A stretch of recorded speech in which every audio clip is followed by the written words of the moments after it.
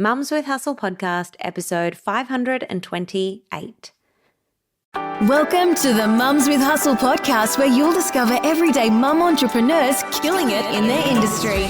Learn the secrets you can replicate to create your own success with your host, Tracy Harris. Let's talk about something that happened to my family very, very recently, which I was not ready to record and I guess did not want to record when I didn't have the complete story. It sounds so dramatic. What a dramatic beginning, Tracy. What the heck are you talking about? Stop being so cryptic. So I guess the long and the short of it is that one evening, it was sunset, we went to the beach as a family and we met my beautiful cousin, Lauren, there and her two boys. And it was just one of those absolutely perfect Bali evenings. I think it was, could have been our first time back after our 3 months in Australia and then returning back to Bali. It could have been our first evening back where we were actually having dinner at the beach. Anyway, whatever the circumstances, it was amazing. And it was not too long after we returned from a 3-month visit to Australia and then come back to Bali for another year. And my son, my eldest, injured himself at the beach. Now, for like 2 hours prior to that, the kids were off being amazing. I even had a swim that evening. We were having dinner. The little ones were like rolling in the shallow waves. The two older ones had just left the surf, like left the water, and they had such a great time. And my eldest comes up to me with his cousin and they're like, "Mum, can we please rent a bodyboard?" And I'm like, "Sure, son. Here's $5, 5 Aussie bucks to go and get yourself a bodyboard," which was being sold like right there, right by us at these beach restaurants, these beach warungs. And I was so excited for him because he is actually quite a cautious one and he's not normally that keen on getting a surfboard or getting a bodyboard. But that evening he was frolicking and living his best life with his cousin in the water. And so when they came up to us and they asked, "Can we get the bodyboard?" I'm like, look at our son go. Yes, absolutely. We are going to embrace this bravery and courage.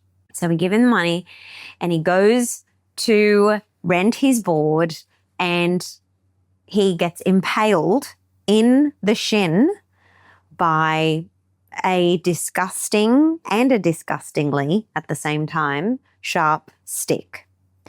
It was a piece of wood that the vendor, the sellers of the bodyboards and surfboards, had obviously used at one stage or another to maybe prop up the boards. If you have been to Bali and if you have seen the way that they hire their boards and how they're balancing on like wooden structures, and I feel like it was a piece of wood from that. I'm not really too sure. The wood was there. It was not a safe piece of wood. It was kind of hidden as well. And anyway, it ended up impaling, and that's not being dramatic, it ended up impaling my son's leg. So he was shocked. He wasn't crying or anything like that. I actually think it was far too deep for him to feel the pain. So that's when you kind of know that it's bad, because this child of mine, he is one to feel his pain. Like he is going to yell out, "Mummy, mummy, daddy, daddy." And oh my gosh, maybe he won't want me to record this in the podcast. Anyway, he is a child that feels his pain and he has no problems expressing pain. So the fact that he wasn't made us be all the more alarmed, I guess, or just like, we're not going to muck around with this one. So anyway, Cole went to him immediately. We were like, I don't know, just like 5 meters away from him, and went up, and you can imagine the rental company of these boards, like they felt so bad. They were they were feeling so bad. Right. Anyway, so Carl's there. He's got some water and he's cleaning out the wound. And there's like a secondary wound that isn't too bad, but there's a primary wound that looks like it's quite decent. It's quite deep and chunky. I'll spare you the details. And he's washing out all of the sand and trying to get out any bits of timber and stick that was in there because the wood was old and rotting and it was quite soft. So it was sharp, yes, but it was soft in terms of like you could break bits of wood off. So we were instantly thinking there's going to be some splinters in here. Yikes. Anyway, that ended our night abruptly and we took him straight to a medical centre in the popular areas of Bali or like the larger cities. There are medical centres everywhere, but they're not like a doctor's surgery. But anyway, we went there. They had a look. They took out whatever they could find. They cleaned it with saline water. They put a topical antibiotic on there. They administered antibiotics to him as well. And we're at that point, we're a little bit like, oh, we don't really know if he's going to need these oral antibiotics because, yeah, we don't just jump to those sorts of things. But we put the topical one on and then we said that we would come back 2 days later and just review. So when we came back 2 days later and we saw the wound, there was some wood that was on his leg. And so they started removing that and we were like, oh, look at this. The body has pushed out some splinters. Anyway, we clear it. All of the things, saline again, topical antibiotic and oral antibiotics this time because they were like, we do recommend this. And we were like, yeah, this does look pretty gnarly. So anyway, every 2 to 3 days, we went back to the clinic and we were seeing a doctor and they were really wonderful. So then it gets to like, I don't know, maybe day 4 or day 5 of this injury. And a huge piece of wood is hanging on the surface of his leg. Like when they go to clean it, they're like, oh my goodness, because it's bandaged up. Like we don't know what's under there. It's like a surprise. It's like a lucky dip every time they take this bandage off. And they find this big piece of wood. So they take that out and we are just shocked. And we're also relieved because we're like, okay, it's all out now. That's amazing. Anyway, another 2 days goes by, possibly 3, and we go there again and the doctor goes to have a little look, a little poke around and cleans it with saline again. And as she like moves something, she's like, oh my gosh, what is this? Anyway, she gets her tweezers and I kid you not, the piece of tree, the size of the piece of tree that came out of our son's leg was it was a monstrous piece. Like I still can't get my head around how that was in his leg. We already thought, remember 2 days prior, that the piece that came out was massive. Anyway, this was quite alarming. And now like this wound has been there this was like day 8. It's been there for quite a while. And so the doctors and us, we were all just like, I think this needs an ultrasound. We pretty much said that in unison because we're like, how much more tree is left in here? Or is he the boy that grew a tree? Because at this point, it was just wild. So what happened next? Like it just turned into a whole other thing. And up until this point, we were feeling pretty calm and we were being patient. And he's a kid. So like obviously his activities are now limited. He couldn't go swimming. He couldn't do soccer. He couldn't go to the gym. My boys go to the gym here twice a week. They do this amazing kids gym program. They see us training, so, you know, they naturally want to do that too. And they love it. And so they couldn't do that.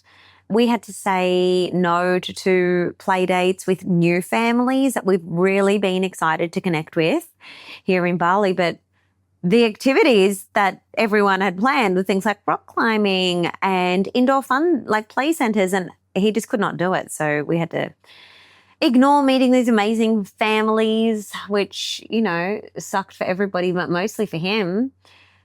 So we organised from home to go to a hospital and to meet with a general surgeon at the hospital.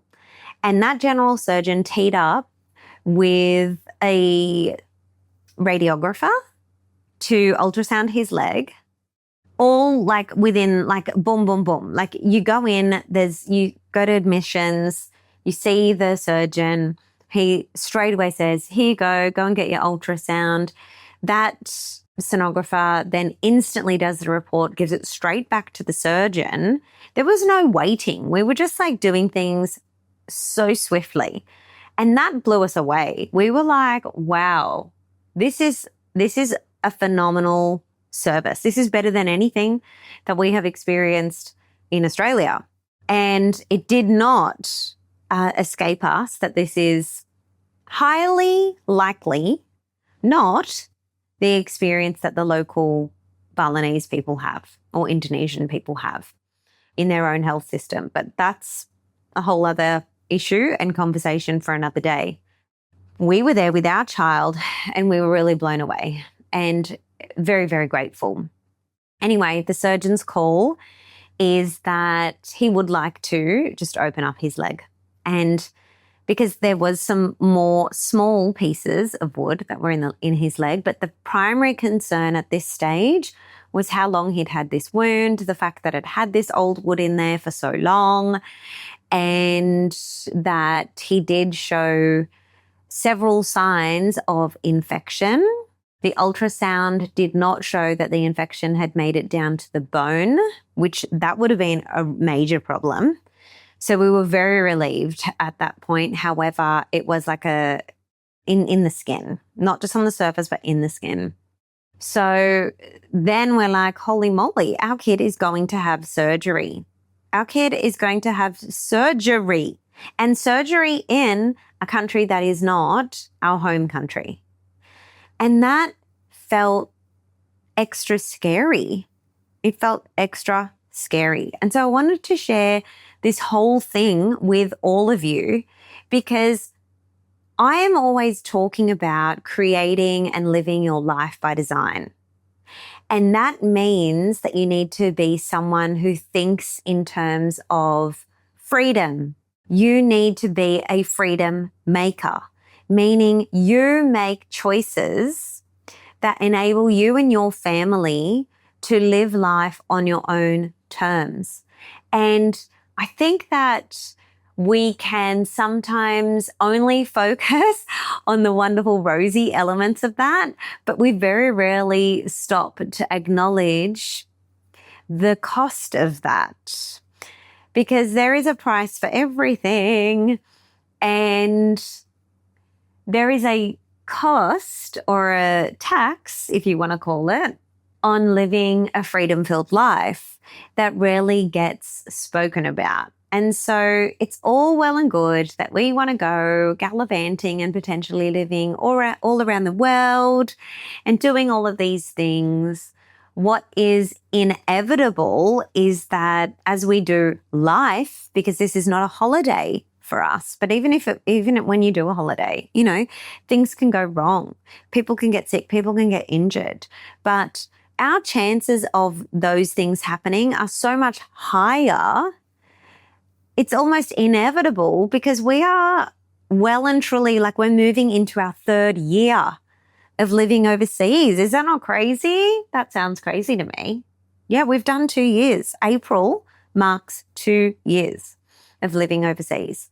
And so it is highly likely that at some point we're going to need the medical system. And boy, did we need it. And so it just made me think, like, okay, it is time to walk the talk. It is time to embrace the good parts and the not so good parts of life, of doing life in a country that isn't your home country. And how do we choose to feel about that? What do we choose to make that mean? And we chose to trust But I will also say, like, it did go through my head just for a split second. I was like, oh my gosh, maybe we should just go back to Australia. And then Carl looked at me and he was like, he kind of had his head to the side, like, really, really? And then I was also like, yeah, I know, But it doesn't mean that I wasn't worried and I wasn't scared. And it was just an opportunity for us to navigate parts of living in Bali that we had not yet had experience with. So it was a very steep learning curve. And for a little moment there, we thought that our insurance was not going to cover that.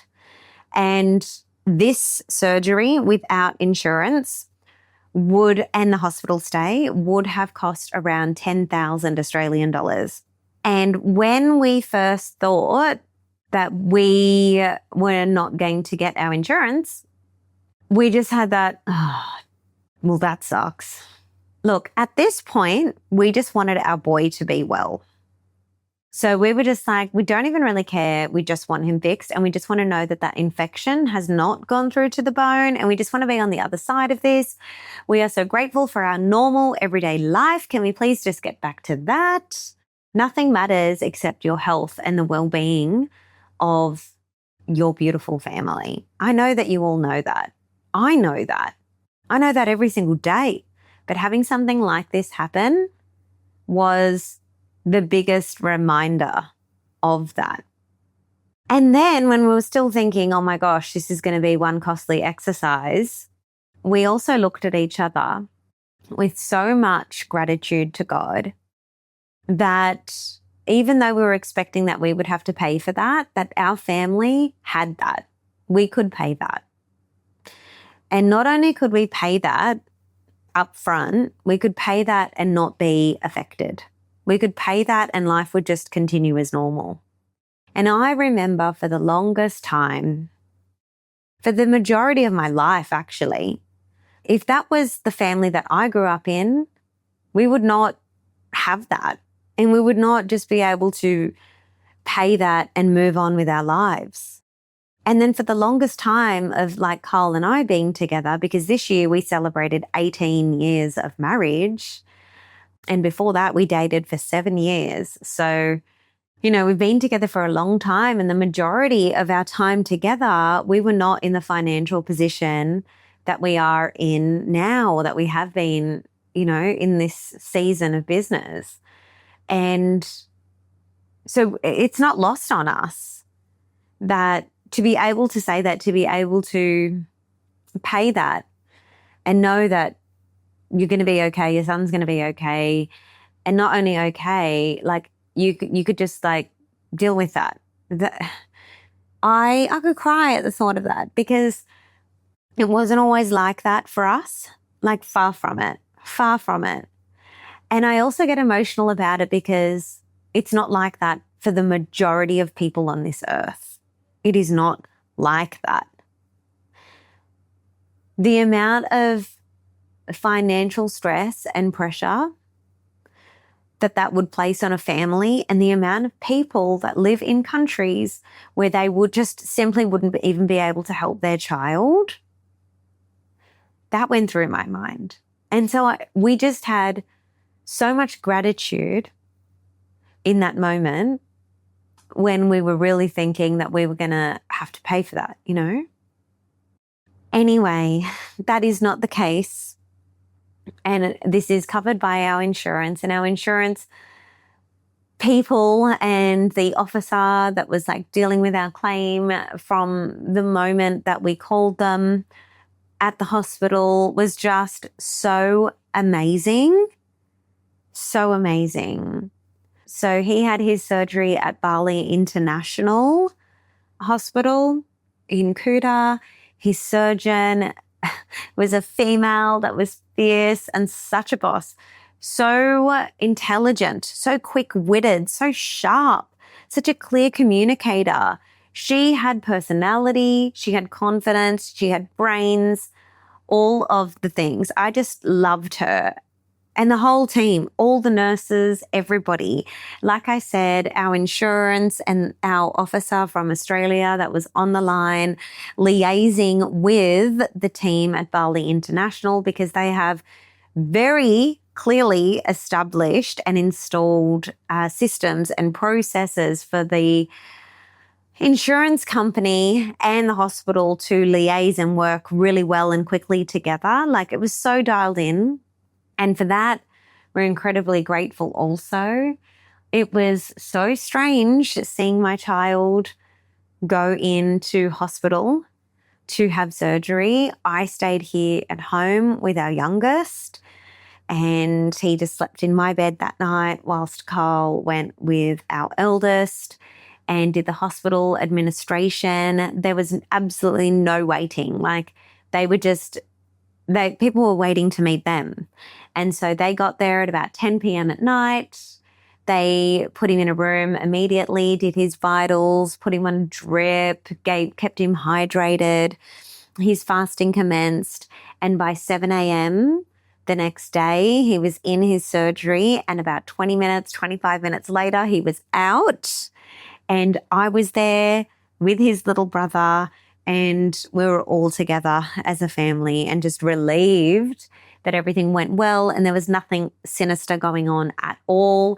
They did have to cut a little bit, well, maybe double the size of what the injury was. So it was quite a large incision, and it was about 14 days to have those stitches in, because even though we thought it could be like 8 to 10 days, guess what? His little brother kicked him in his wound accidentally one evening at dinner with his tiny, sweet little legs dangling in the chair at the restaurant, as little people's legs do, and it hit his brother in the wound. And so that caused some inflammation, and it delayed the healing of a section of this wound. But those stitches came out how many days ago now? 4 days ago. And it's just so good for him and for all of us to be on the other side of this. And so today he's heading back to the kids' gym. Life is carrying on as normal, and we love normal. We're so grateful for normal. Even though our normal here in Bali is a different version of normal to what we have in Australia, we love our version of normal here. And I can't believe that all happened. And I wanted to tell everybody, but I also didn't want it to be gossip, and I didn't want it to be tea, because I didn't know all of the things. I didn't have all of the details. And so I thought, yeah, I'm going to share this now that we have we've closed the loop. We've dealt with all the things, This is family stuff. This is life. This is private. But at the same time, I'm like, I want to share this with you because a lot of people say, I'd love to live in Bali, or I'd love to live overseas. How lucky you are. And while all of that is true, what's also true is that you need to be prepared to live life overseas in any country that you're in. And that will also include, things going wrong. And there is a large percentage of you listening to this that are probably just wired to always think about, but what would go wrong? Like, duh, Tracy, I've already thought about that. That's why we're not living overseas. Perhaps you're one of those people, or perhaps someone who's not listening to this may very much have that sort of approach or frame of mind. And that would be why they don't live overseas or they don't travel.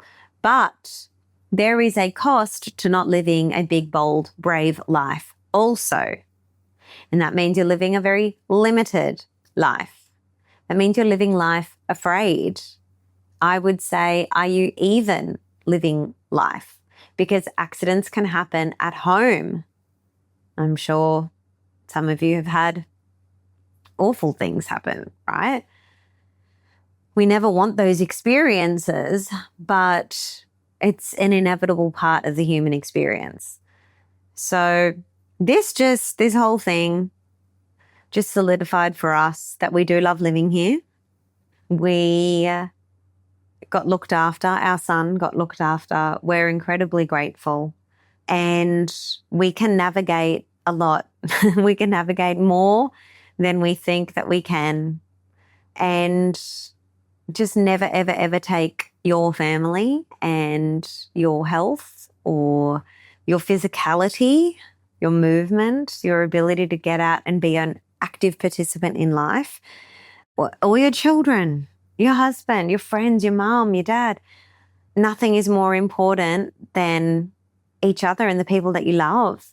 And in those moments, when I in particular, because I can only feel my feelings, right? I can't feel Carl's feelings. I can't feel the kids' feelings. I can feel my feelings. So I only speak for myself here. But in those moments where I was most afraid, all that mattered to me in the whole world was just the four of us. Just the four of us and our little family unit. And that's why we all do anything in life, right? We're all doing whatever we're doing for the sake of living an extraordinary life with the people that we love. Yet we can get caught up in so much of the silly, day-to-day, unnecessary anxieties that plague our minds, and it can cost us our true freedom. So being a freedom maker is not just about making lots of money in your business, that you can go on holidays and you can have time off.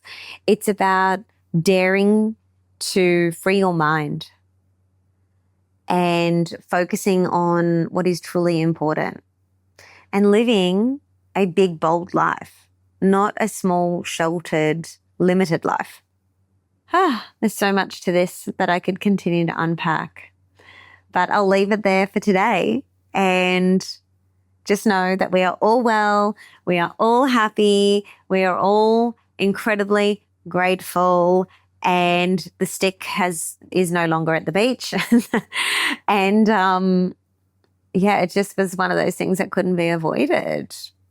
Oh, gosh.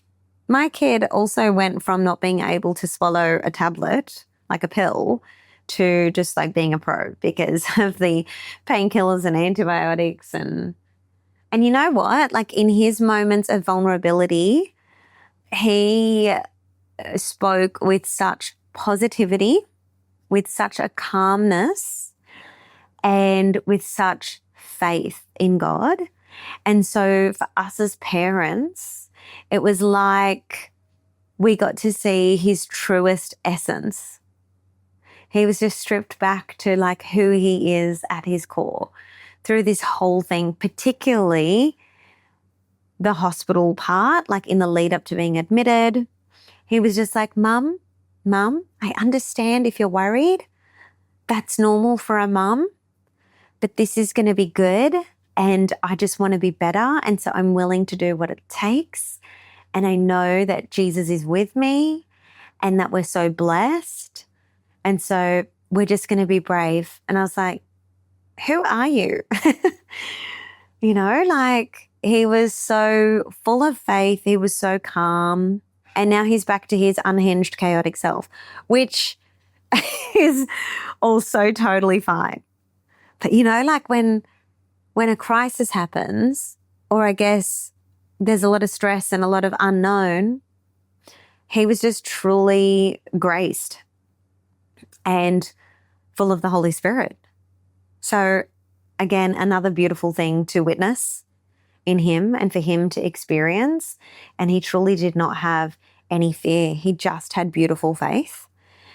And he prayed before his surgery. He prayed afterwards. Like it was a blessing. The whole experience was full of graces and mercies and blessings. Anyway, I thought I was going to end the podcast before. I'm going to end this one now. Thank you so much for being here. I deeply appreciate you all. And if you are in the large majority of listeners of this podcast and you have not hit the subscribe button and or not ever left me a review, could I please ask you to do so? It would mean so much to be able to get this podcast with this message and mission out to more women just like you. And I will see you on another episode of the Mums with Hustle podcast. Bye.